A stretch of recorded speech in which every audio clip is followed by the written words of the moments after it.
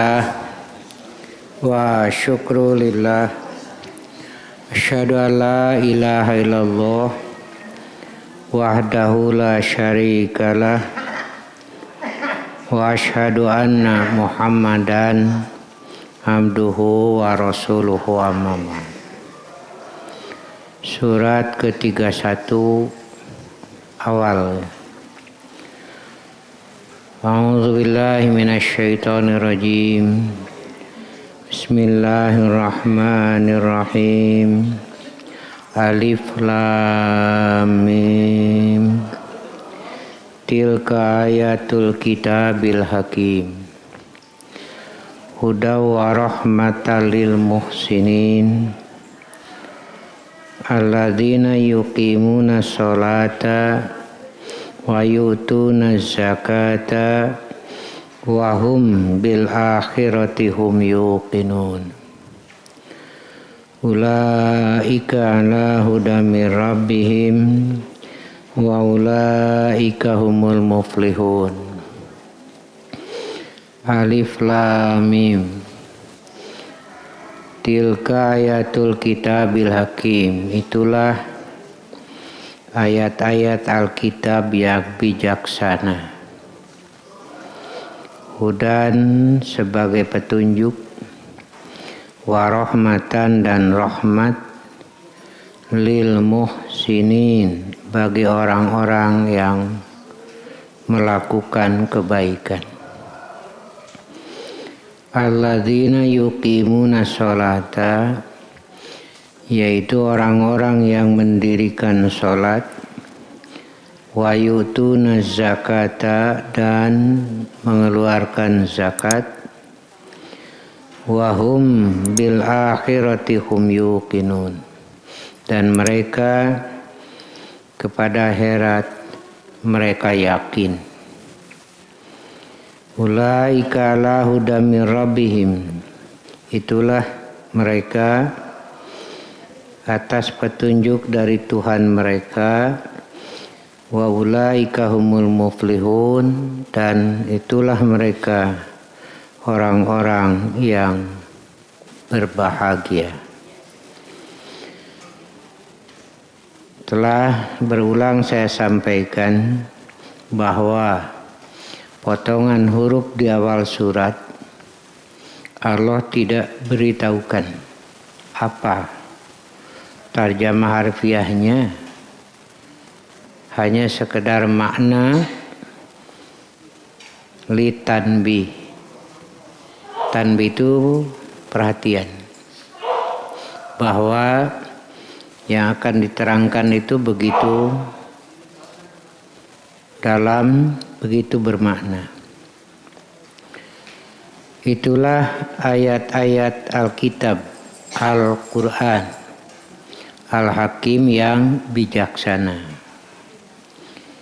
Apa bijaksana itu? Sesuai dengan ketentuan dari kata hukum, ya. Jadi pemimpin yang bijak itu yang melaksanakan tugasnya sesuai dengan aturan, dengan hukum. Dan tidak ada yang maha sesuai dengan aturan kecuali Allah. Makanya Al-Quran, kitab itu Al-Hakim.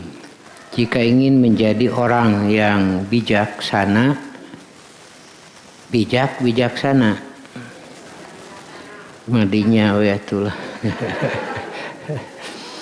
Ya ikuti saja Quran gitu. Ini hakiki, karena bijaksana relatif kalau menurut manusia. Bukankah orang-orang kafir juga, pemimpin kafir juga dituntut untuk bijaksana? Jadi relatif. Nah, yang hakiki adalah lahir dari iman kepada Allah dan kepada kitab Allah. Baru nanti tindakannya bijaksana. Begitu.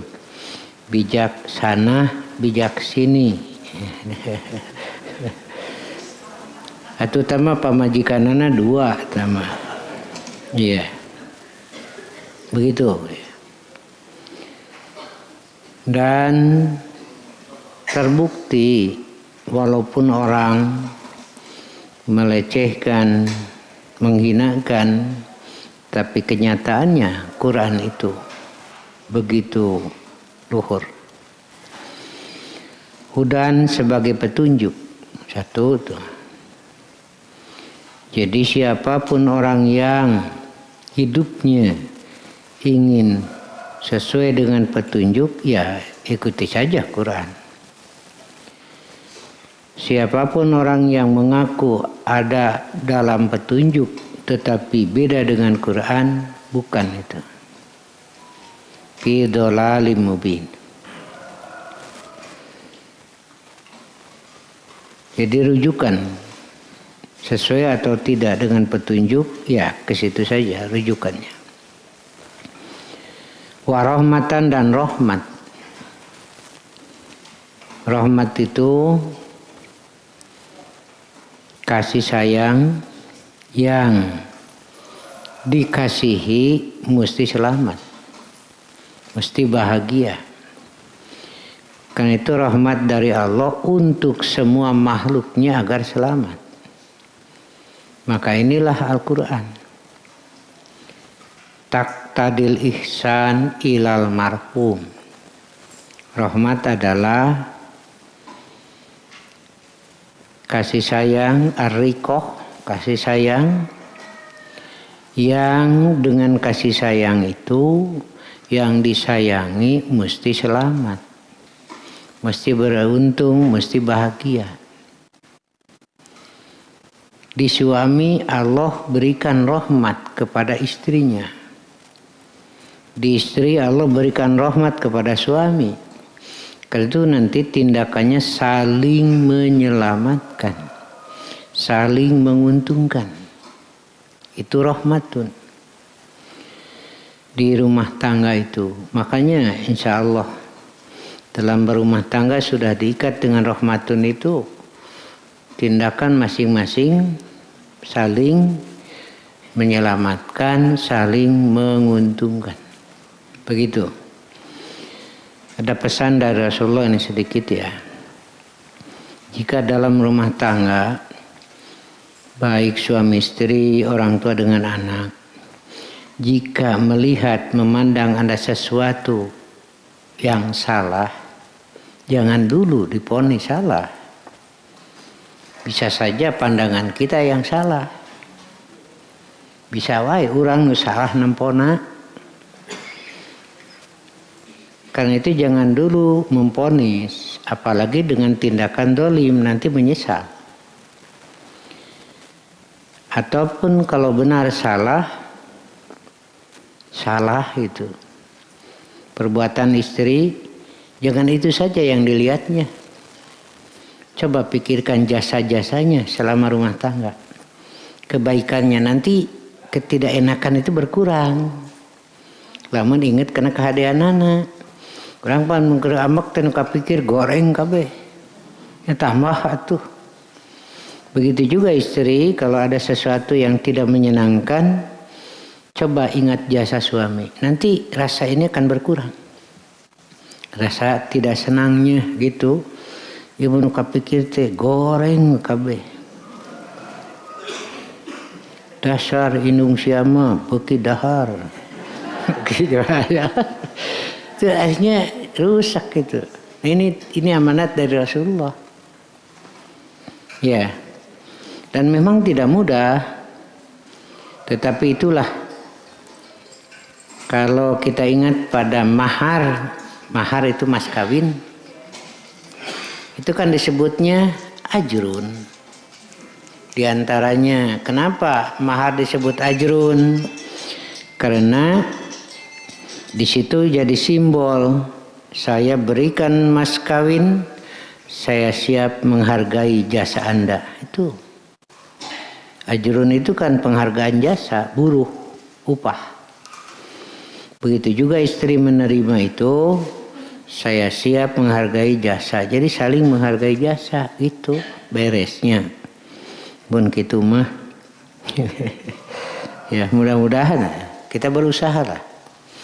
Tetapi pada akhirnya kita semua melakukan itu lillah dan menurut petunjuk Allah. Nanti Allah yang menyediakan pahalanya. Tapi pamajikan bapak menang naon. Yok pikir ku bapak.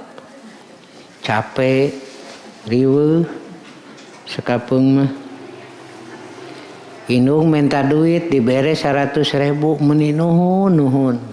Ulang tarima bari sebulan sekali teh. Saminggu sekali.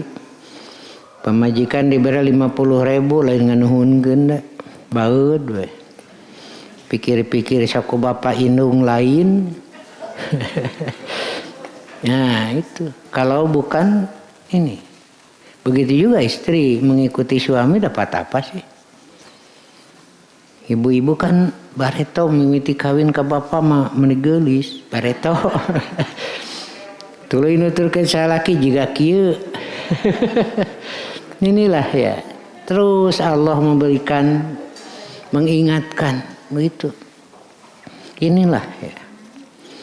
Ikuti saja Quran. Ya, apa yang dilakukan oleh ibu itu. Dan rahmatan dari Allah itu lebih besar daripada suami. Rahmatan dari Allah lebih besar daripada istri, daripada orang tua. Makanya setiap tindakan adalah menunjukkan ketaatan kepada Allah. Taat kepada suami itu karena taat kepada Allah. Nanti ayat-ayat selanjutnya itu ya. Bahwa pokok taat kepada Allah. Lil muhsinin bagi orang-orang yang melakukan kebaikan, melakukan ihsan, hasanun baik. Kalau menurut akal manusia yang disebut baik ini kan juga relatif. Orang yang baik itu, nah di sini perlunya rujukan yang benar itu. Yang seperti apa orang yang termasuk muhsinin alladzina yuqimuna sholata, satu itu. Yang kedua wa yutuna zakata, yang ketiga wahum bil akhirati hum yuqinun itu. Menurut Quran bukan baik menurut manusia. Orang yang baik menurut Quran ini. Orang yang baik menurut manusia berbeda. Ya. Yaitu orang-orang yang yuqimuna sholata itu. Itu berulang dalam Quran. Hamba yang baik, hamba yang taat, hamba yang takwa itu kembali semua kepada mendirikan salat. Karena itu walaupun dianggap baik oleh manusia, tetapi jika tidak salat itu bukan muhsinun. Kalau tidak salat, ya karena jelas tidak melaksanakan, tidak taat kepada Allah. Makanya tidak ada orang kafir yang termasuk muhsinun. Nggak ada. Karena di kita itu kan menjadi rancu. Menilai orang yang baik itu. Menurut pikiran, menurut tradisi, begitu. Apalagi dikaitkan dengan kepemimpinan. Tidak akan ada pemimpin yang baik kalau tidak beriman. Itu dari mana? Yang di sini nanti ya. Banyak juga yang menggugat, kenapa agama dibawa-bawa? Iya kan dasar hidup kita itu di situ. Dalam segala aktivitas hidup. Ternyata mereka takut. Takut kalau mayoritas umat Islam tidak mendukung. Akhirnya dimanfaatkan untuk kepentingan itu. Ya. Ini catatan untuk kita. Aktivitas hidup kita itu semuanya agama itu. Tidurnya saja agama gitu itu. yang kita gunakan. Kalau bisa ya, tidur itu hendaklah letakkan lambung yang kanan. Begitu. Tapi tidak wajib ya. Kemudian kalau mau sebelum tidur wudu dulu. Sunat ini hukumnya, enggak juga apa-apa. Ya kan tadi saya sudah sholat isya, belum batal. Ini mah wudu untuk tidur. Sunat hukumnya. Ya. Kemudian tidur dengan membaca Allahumma aslamtu wajhi ilaika Allahumma inni aslamtu nafsi ilaika wajahtu wajhi ilaika wajahtu dhahri ilaika rabbatan wa rahbatan la malja'a wa la manja minka illa ilaika. Allahumma amantu bi kitabika alladhi anzalta wa nabiyyika alladhi arsalta. Sahabat membaca mengganti wa nabiyyika dengan wa rasulika, ditegur oleh Rasul pada saruanya. Nabi, Rasul, ku Rasul jangan.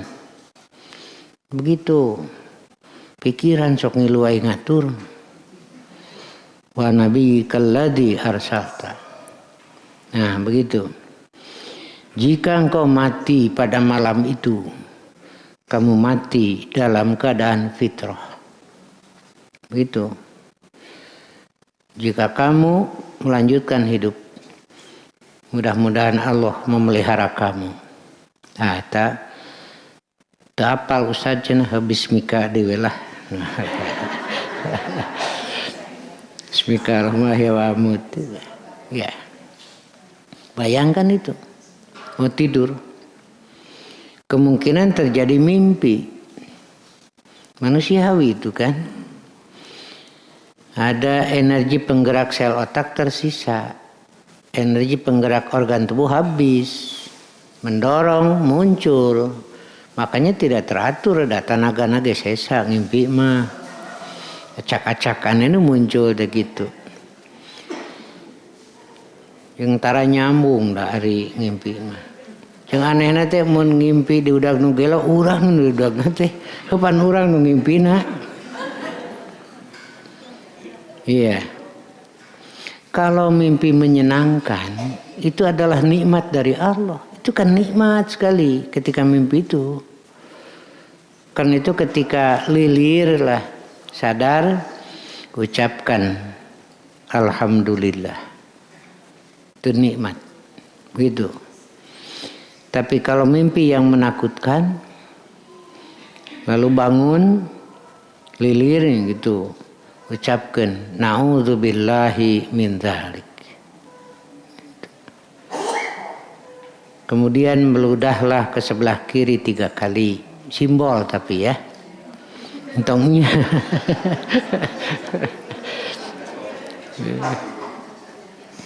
Bukan yang salaki gigireun teh. Mending ngahajakeun bisa. Simbol saja. Dan jangan diceritakan sama yang lain. Khawatir nanti ditakwil kepada syirik, tahayul. Nggak ada. Banyak sekarang karena ditanya mengenai kejadian. Mimpi apa semalam? Buat apa sih? Nggak ada. Itu tahayul saja. Itu mah dorongan dari energi yang tersisa gitu. Yeah. Nu paling handeueul pan ngimpi boga duit. Puguh meuni handeueul ruh-rah hudang teh sirik eueuh. Ya makanya supaya teu handeueul mun pengimpi inpakeun. Ke masjid, ke madrasah 100 juta, 200 juta dan ngimpina menang miliaran atuh. Balanyakeun, beakeun, hudang pan teu handeueul. Inpakeun ke pesantren, ke madrasah 200 juta, 100 juta. Meung pengimpi. Dari geus sadar mah tara gede pan. Ya. Begitu hebatnya dari Allah itu ya. Terus kita dibimbing. Inilah hudan dari Allah. Kemudian kalau kita bangun jam 3:30 masih ada waktu untuk tahajud, silakan. Itu kan kalau 3:30 saya kira tidur cukup, tahajud bisa lah ya. Sekarang jam 4:09, kacai 10 menit, 30 menit lah cukup ya. Dan hendaklah berdoa kepada Allah ketika tahajud itu. Besar kemungkinan dijabah. Cuma pikiran kita ini yang disebut dijabah itu pikirannya materi saja. Itu yang salah itu ya. Ada yang berdoa langsung oleh Allah memang dijabah materi. Usaha lancar, maju silakan. Tapi jangan lupakan itu dari Allah. Setelah usaha maju rekeureun tahajud. Nih. Hari keur susah mah meni tahajud deui. Lepas kesusahan, geus we tahajudna teh. Saruana jeung pamajikanana. Ya kan sok ngomong ibu teh ka bapak atuh bapak keur susah kieu mah kudu daek tahajud tuh. Itu ngomongna teh. Keur susah kieu mah kudu daek tahajud. Artinya mun senang ya gitu. Nah ini satu. Kedua, dijabah doa dalam bentuk lain. Kesenangannya. Tujuan itu kan seperti bapak ngadoa yang boga mobil kan tujuannya supaya senang. Nah, tidak bentuk mobilnya tapi tujuannya itu. Mata kentong leutik ka hate karena angkot teh. Kan senangnya sudah. Mogok tinggalkeun we da nya milih deui. Senang. Coba mun urang kudu ditungguan. Riweuh jeung peuting piraku kudu sarena mobil. Tinggalkeun basa nu nyokot. Nah sakapeung kita mikirna salah wae. Ya, itu kan. Nah, begitu. Lalu kita memohon kepada Allah. Nah, kemudian Allah berikan tapi dalam bentuk lain, yaitu yang paling besar adalah Allah hindarkan dari dosa. Naon panghalangna teh? Edeuk migawe dosa, aya panghalang teh jadi. Itu sebenarnya kasih sayang Allah. Rek pisan noel bujur awewe. Ari pek teh ngaliuk mitoha. Itu jadi. Aya we panghalang teh. Teh mestinya alhamdulillah itu terhindar. Jadi orang kalahan heueuh. Itu jarang sekali orang tuh sampai ke sana. Justru yang paling berharga adalah Allah memberikan penghalang ketika akan melakukan dosa. Itu yang paling hebat tuh. Dan yang akhirnya adalah Allah kabulkan untuk masuk surga itu. Nah itu kan Robbana atina fi dunya hasanah itu kan luas. Lain duit. Nah, fil akhirati hasanah wa qina adzabannar gitu. Kebaikan di dunia itu kadang kita tidak tahu, tapi Allah yang Maha tahu. Ya. Alladzina yuqimuna sholata. Mendirikan, ya sering saya umpamakan bikin misil, nyen imah pan kai teh kudu dipotong, diukur, kakarang ngadeg imah. Imah diterapkeun we tanpa diukur heula tuh reyon. Nah gitu sholat itu kan ada ukurannya. Sok paskeun ukuranana kakarang ngadeg waweg ieu mah raweuy we atuh geus we tangkalna sakalian nya eta rek masang kusen kai pan kudu dipotong diukur ieu mah tangkalna we sakalian tancapkeun raweuy atuh ngajadi gitu ya. Makanya ini jumlah rakaatnya, ini ukuran bacaannya, ini ukuran gerakannya, itu baru itu tegak gitu ya. Nah di kita kan masih banyak yang reyot begitu. Nah inilah ihsan itu, buktikan di situ. Wa yutuna zakata, dan mengeluarkan zakat. Amanat dari Allah, hartanya dari Allah, orang tinggal milahkeun. Tapi sekapung hese kan. Kisah di urang asan urang, padahal namanya syibhul milki. Seperti pemilik, hakikat pemiliknya Allah. Ketika oleh Allah dicabut, ya udah kita nggak bisa apa. Bisa jadi hartanya, bisa jadi kitanya yang dicabut oleh Allah. Ini kan kenyataan. Ya. Nah sebelum dicabut oleh Allah, sebelum berpisah dengan harta, ada tidak kebaikannya, begitu. Jadi setiap orang pasti berpisah dengan hartanya, itu pasti. Ada yang berpisah karena dibelanjakan, itu kan pasti lepas dari kita, uang itu ya. Ada yang lepasnya itu karena diberikan. Ada yang lepasnya itu karena dicopet, dipaling, dirampok. Ada yang lepasnya itu karena bencana, seperti sekarang ini. Ada yang lepasnya itu karena mati. Jadi bukan harta yang meninggalkan, dia yang meninggalkan. Itu sunnatullah. Nah sekarang sebelum berpisah dengan harta itu kan harus ada kebaikannya. Apa sih kebaikan? Imbalannya 100.000, cobalah sisihkan untuk infak 2.000. Saprak ngaji nada infak teh 50.000. Ante sare 2 poe. Itu saja mengingatkan Allah itu. Ada yang wajib, lepaskan, nanti yang ditinggalkan bersih. Silahkan digunakan. Ada yang sunat, terserah silahkan. Cuma pertanyaannya, berpisah dengan harta, apakah kita dapat kebaikan? Itu aja. Makanya ya Allah terus mengarahkan itu. Wabil akhirati hum yuqinun. Tidak ada keraguan sama sekali. Karena masih banyak yang meragukan. Benar tidak yang disebut hisaban? Kalau hancurnya itu yakin menurut akal. Semua orang, sekafir-kafirnya orang meyakini akan hancur.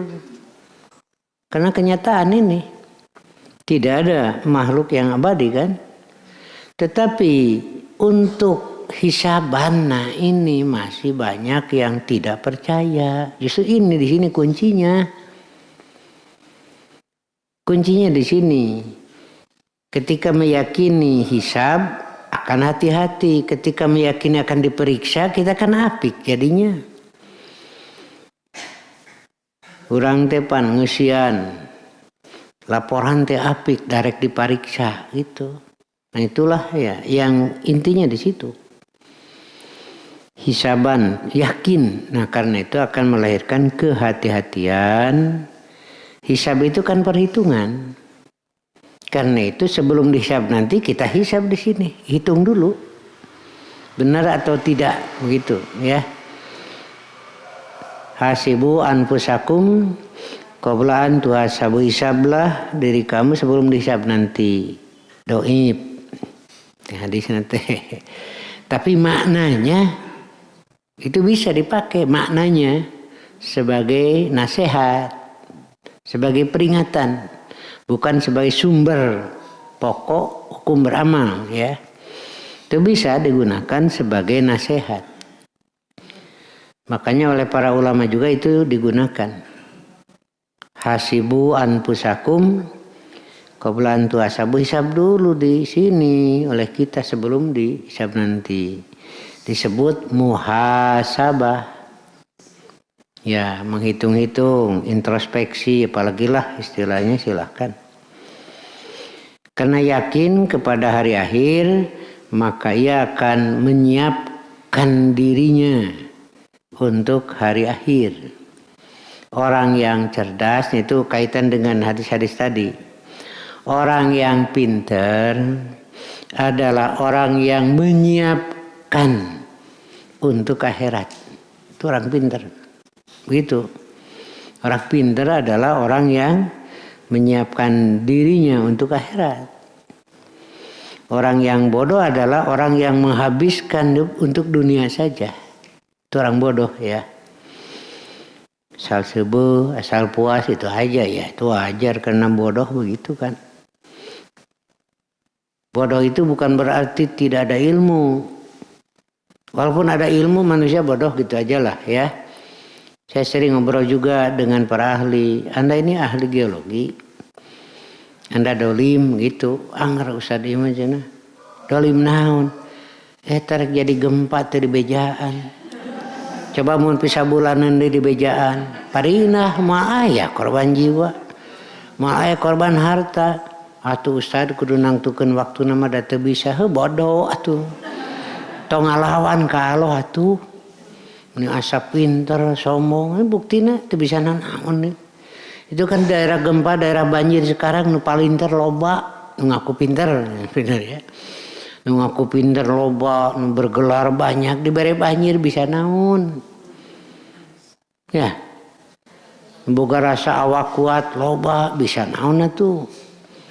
Manusia itu lemah, manusia itu bodoh di hadapan Allah. Tong ngalawan atulah itu.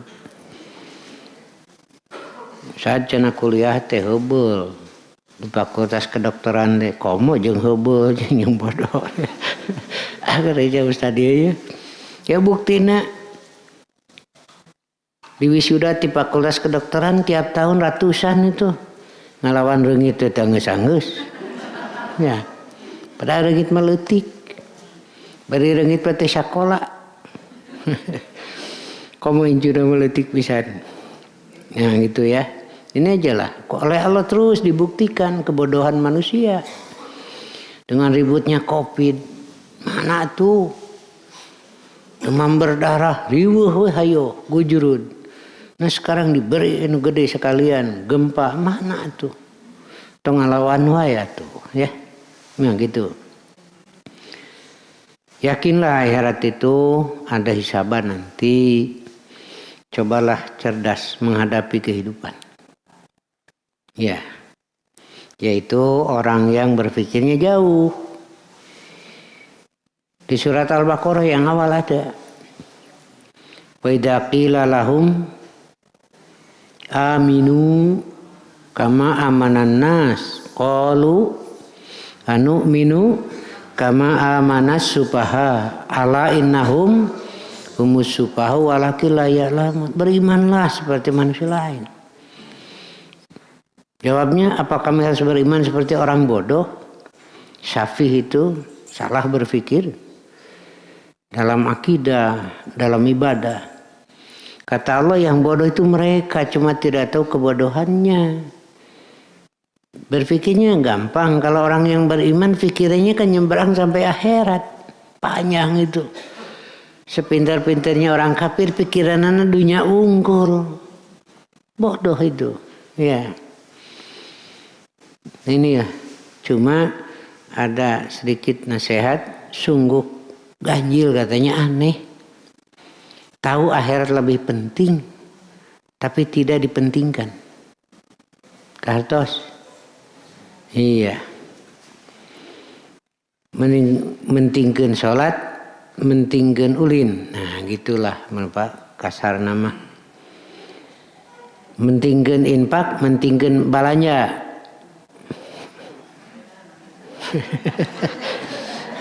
Kan baik ibu pan balanja ge infak keneh ibu teh. Ke urusan di keluarga tuh jok itu alasan aja. Ya kita lanjutkan. Jadi 3, 1 mendirikan sholat dengan aturan itu kan, dengan tuntunan ayat Quran yang bijaksana, yang teratur. Maka salatnya juga itu. Ya. Kedua, wayutuna zakata, zakatnya juga sesuai aturan, sudah diatur oleh Allah yang Maha Bijaksana. Melalui Rasulnya bentuk-bentuk zakatnya. Yang tidak ada mah jangan dimasukkan. Contoh saja zakat profesi kan nggak ada. Menurut keterangan dari Rasulullah. Makanya kita tidak memasukkan itu. Kemudian ada yang diatur nisabnya, ada yang tidak, itu dari Allah melalui Rasulnya. Seperti zakat perhiasan nggak ada nisab. Pokoknya kalau ada perpindahan hak milik perhiasan emas dan perak, keluarkan zakat 2,5%. Dari berapa gram nggak ada. Berapa saja. Bukan membeli, perpindahan hak milik. Bisa saja menerima waris. Berarti terjadi perpindahan hak keluarkan sebelum dipakai. Atau pemberian hadiah, kan sekarang banyak hadiah berupa perhiasan emas dan perak, sebelum dipakai keluarkan zakatnya. Bisa jadi membeli pekwae, ya meni nukieu wae kudu ngeluarkeun zakat. Ya itu gampang. Kan yang harus dikeluarkan itu zakat perhiasan emas dan perak. Ya belinya saja perhiasannya, jangan emas perak, nggak usah zakat. Tina besi beton geura. Pakai kongkorong tidak besi beton geura sok bu, teu kudu zakat henteu. Iya. Begitu. Ini aturannya dari Quran yang bijaksana itu. Wahum bil akhirati hum yuqinun juga. Tuh. Tetap saja rujukannya ke sini. Jangan sampai kita menerima, mempercayai berita-berita akhirat bukan dari Allah dan Rasulnya. Itu kebohongan. Itu kan tahu dari mana urusan akhirat. Urusan gaib. Makanya urusan gaib mah iman, bukan ngerti. Yu'minuna bil gaib, bukan ya'qiluna bil gaib, sudah diarahkan oleh Allah. Itu bukan objek pikiran. Ngaraco sekarang banyak itu. Ada yang mau ceritakan ada penunggu, ada lagi tahayu-tahayu lain. Kok bencana alam peringatan keras masih saja dengan tahayul, dengan musyrik. Itu kan yang dibenci oleh Allah. Masih saja muncul sekarang. Saya lihat itu, apa namanya, YouTube. Ada juga kan cerita tahayulnya, lain sadar. Ya. Jadi yakin kepada hari akhir berdasarkan ilmu yang yakin dari Allah, Quran Sunnah. Kalau bukan dari Allah itu bukan ilmu yakin, jangan ya. Urusan akhirat termasuk yang menjanjikan syafaat segala macam dari mana? Quran sudah jelas orang akan menerima hasil dari amalnya masing-masing, kekeh syafaat. Ini juga kan mesti diluruskan makna syafaatnya seperti apa. Sampai Nabi menasihati putrinya Fatimah, beramal kamu. Aku tidak bisa menolong kamu di hari akhir dari adab Allah. Dan tidak ada tuh. Nabi hanya memohon, ya Allah, ada kekurangan orang-orang mukmin yang soleh, ampunilah sakit itu. Dijawab ini kumaha Allah itu. Ya, bukan menurut Nabi di akhirat itu kumaha Allah, Tuhan Allah pemiliknya juga.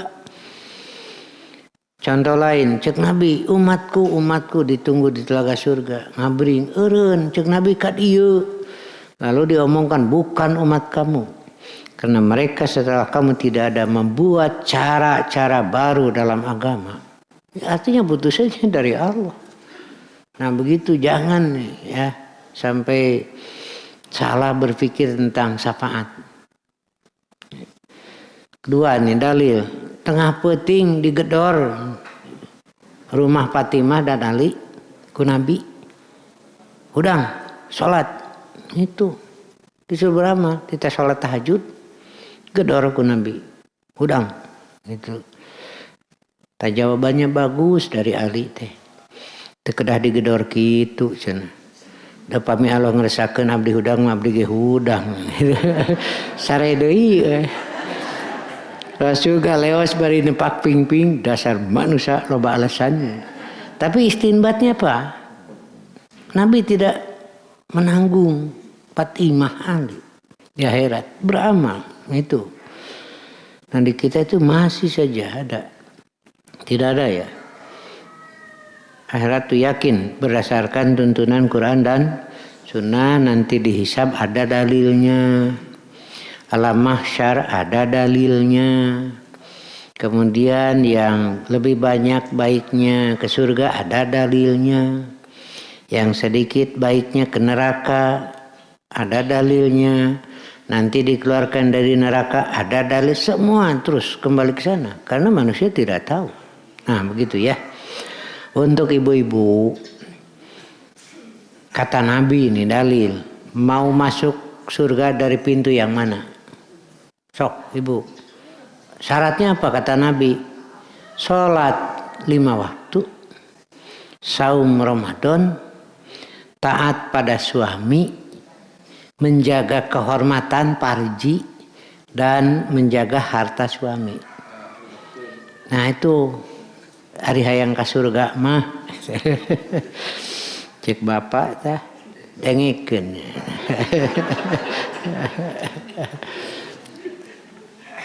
Dan bapak juga dibukakan pintu surganya.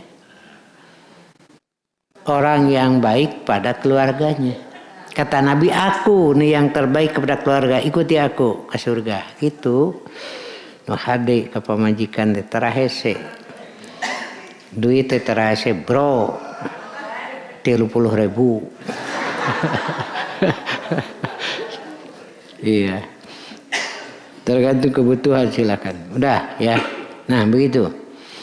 Makanya tafsirnya ini masih panjang ya. Tapi sudah jam 5:30, 45 menit cukup lah ya. Biar ini masih kita lanjutkan tafsirnya. Dari tafsir Ibnu Katsir. Kadang-kadang saya lupa itu ya. Nanti saya kasih tanda, ini masih belum saya sampaikan tafsirnya ya. Sampai di sini saja dulu. Insyaallah depan kita ketemu lagi.